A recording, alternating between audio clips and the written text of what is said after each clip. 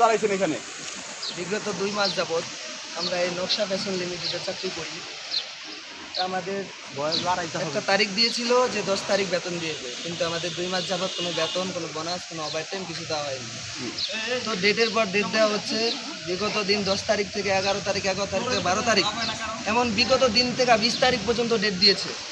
কিন্তু লাস্ট পর্যন্ত আমাদের ফ্যাক্টরিতে বলা হয়েছে যে আমাদেরকে 20 তারিখে টাকা দেওয়া হবে। তখন আমরা 20 তারিখে আসছি, আসার পরে বলছে কালকে দেওয়া হবে। আজকে আসছি আমরা, এসে দেখি গেটে নোটিশ, 3 দিনের ছুটির জন্য নোটিশ দেওয়া হয়েছে।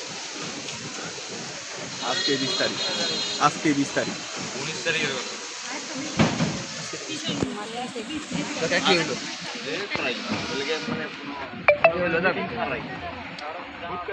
আমাদের অফিস বন্ধ করা হয়েছে, তার জন্য আমরা বেতন, ওভারটাইম এবং বোনাস, বেতনের টাকার জন্য আসছি। তখন মালিক পক্ষ বলছে যে আমরা টাকা দেবো না, পারলে তোমরা নাও, কীভাবে নাও, কীভাবে নিবা, তোমরা পারলে নিয়ে যাও। সেজন্য আমরা কালের কণ্ঠ সবার কাছে আকুতি এবং মিনতি করছি যে আমাদের বেতন, ওভারটাইম ব্যবস্থা করার জন্য।